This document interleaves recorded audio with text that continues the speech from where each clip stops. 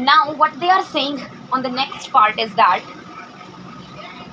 in 1954, in 1954, the US Supreme Court passed a ruling to end segregation in American schools. यानी कि 1954 में जो US का supreme court था, उन्होंने जो यूएस का सुप्रीम कोर्ट था वहाँ से एक रूल पास हुआ जिसने कि अमेरिकन स्कूल्स में जो सेग्रीगेशन थी वो एंड कर दी। सेग्रीगेशन मतलब कि लोगों को जो ग्रुप्स में बांट दिया गया था उनके कलर के बेसिस पर। तो यूएस के सुप्रीम कोर्ट ने 1954 में एक रूल पास किया, ठीक है, एक्ट पास किया, जिसके जरिए अमेरिका के जो स्कूल्स थे वहाँ पे सेग्रीगेशन खत्म हो गई। यानी कि अब इस रूल के अकॉर्डिंग अमेरिका के जो स्कूल्स हैं वो कोई भी पर्सन अटेंड कर सकता है, चाहे वो ब्लैक हो चाहे वो वाइट हो।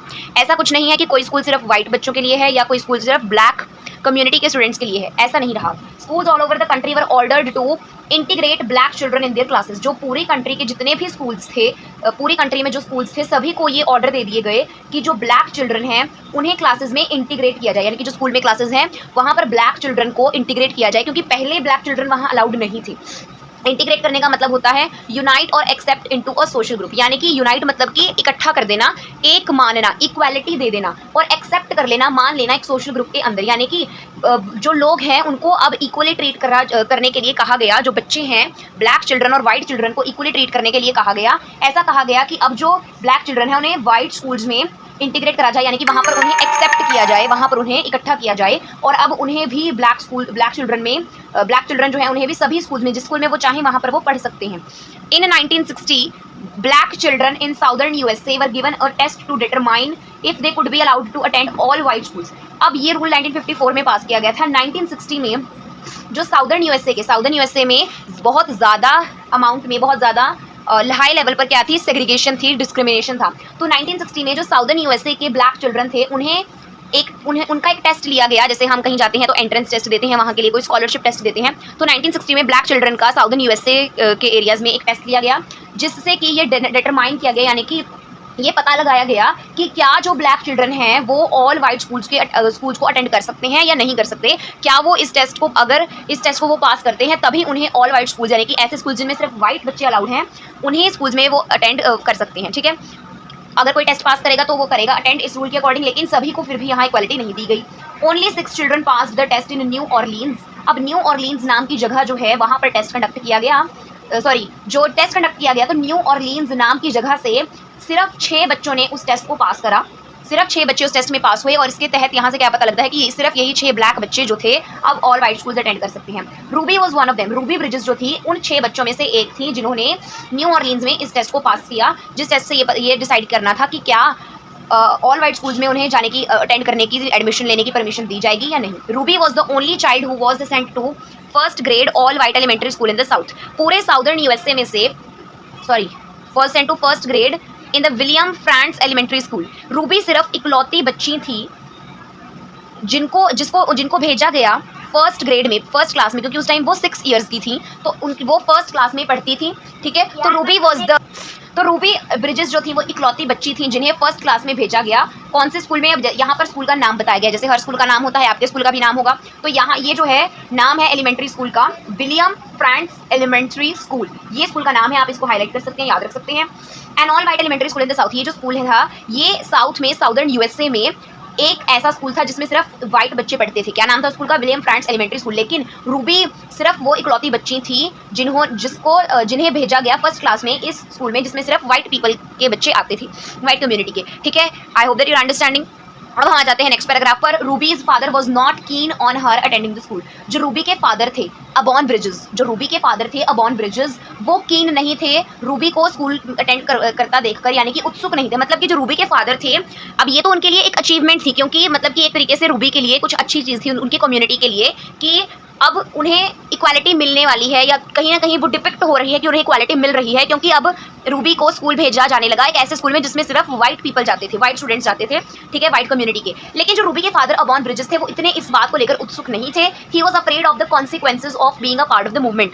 जो रूबी के फादर थे उन्हें कहीं ना कहीं डर था कि जो ये मूवमेंट हो रही है पूरी कंट्री में, ठीक है, कौन सी movement? American civil rights movement जो हो रही है, इसका हम एक हिस्सा बन रहे हैं, और सिर्फ मेरी बेटी ही जो है स्कूल में मतलब स्कूल अटेंड कर रही है, तो उसके जो कॉन्सिक्वेंसेज होंगे, कॉन्सिक्वेंसेज यानी कि जो रिजल्ट्स होते हैं, कॉन्सिक्वेंसेज यानी कि जो रिजल्ट्स होंगे, जो नतीजा होगा कि सिर्फ मेरी बेटी ही हमारी पूरी कम्युनिटी में से साउथ यूएसए में से, साउदर्न यूएसए में से एक ऐसा स्कूल अटेंड कर रही है जो ऑल वाइट स्टूडेंट्स के लिए है, ऑल वाइट पीपल के लिए है, ठीक है। तो इस चीज़ के नतीजे बुरे भी हो सकते हैं। तो इस टाइम पर जो रूबी के फादर हैं वो अपनी डॉटर के बारे में सोच तो अच्छा ही नहीं है, मतलब पहली लाइन से हो सकता है यहाँ पर हमें लगे कि वो अपनी बेटी को पढ़ने नहीं देना चाहते थे, लेकिन ऐसा नहीं है। उन्हें वो अपनी बेटी को पढ़ने से मना नहीं कर रहे थे, लेकिन कहीं ना कहीं रूबी के जो फादर अबॉन ब्रिजेस थे उन्हें सिर्फ इस बात का डर था कि जो ये हम मूवमेंट में हिस्सा ले रहे हैं इसके जो नतीजे हैं क्या कभी बुरे ना हो जाएं और मेरी बेटी पर और हमारे पूरे परिवार पर कोई मुसीबत ना आ पाए, ठीक है। तो एज अ रिस्पॉन्सिबल फादर वो दो यहाँ पर अपने परसेप्शंस देख रहे हैं कि एक तरफ वो देख रहे हैं कि अपनी बेटी को एजुकेशन प्रोवाइड करूं या फिर अब जो मूवमेंट में वो हिस्सा ले रहे हैं उसके कॉन्सिक्वेंसेज हों,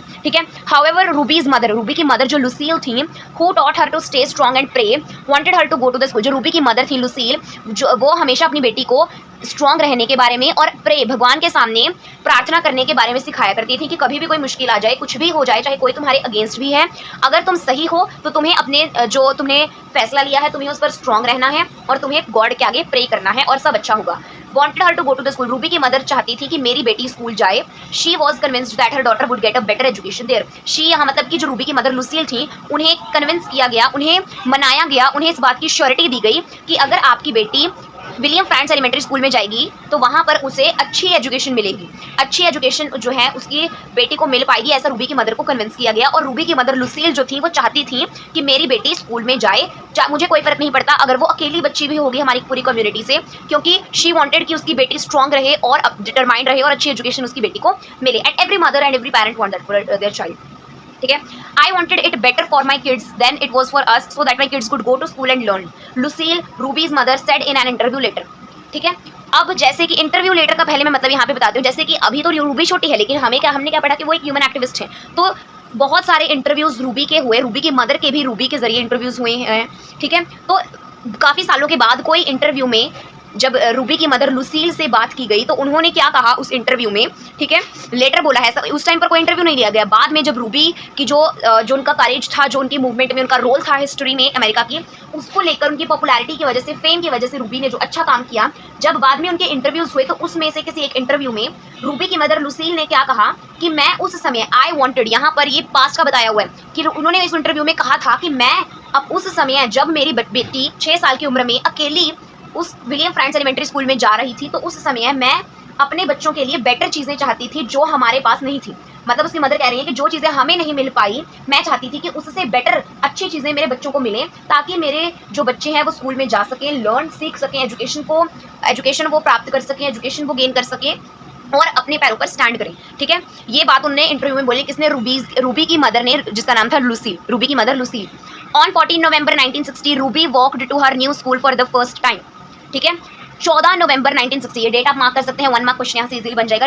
14 नवंबर 1960 को रूबी जो थी अपने नए स्कूल में पहली बार के लिए गई, means it was the first day of her new school and new school was William France elementary school which was an all white elementary school in the southern USA, ठीक है, क्लियर है। She proudly wore her sparkling new uniform and carried her lunch box. भले ही जो Ruby थी वो 6 साल की छोटी सी उम्र में थी पर उनकी जो करेज थी, जो उनकी स्ट्रेंथ थी, दैट वाज जस्ट मेस्मराइजिंग, ठीक है। तो क्या बोला जा रहा है कि रूबी ने प्राउडली, बड़े गर्व से अपनी स्पार्कलिंग न्यू यूनिफॉर्म, अपनी चमकती हुई नई यूनिफॉर्म जो स्कूल की थी वो पहनी और अपना लंच बॉक्स उन्होंने अपने साथ कैरी किया। Her mother and 4 federal marshals walked with her, उसकी मदर लुसील और 4 फेडरल मार्शल्स उसके साथ गए, रूबी के साथ, उनके साथ गए। फेडरल मार्शल्स क्या होते हैं? Officers whose job is to protect जजेस एंड सुपरवाइज पब्लिक इवेंट्स। ऐसे officers, law enforcement officers whose job is to protect जजेस, ऐसे ऑफिसर जो कानून को लागू करते हैं। एनफोर्समेंट करना मतलब लागू करना, कि कोई लॉ अगर बना है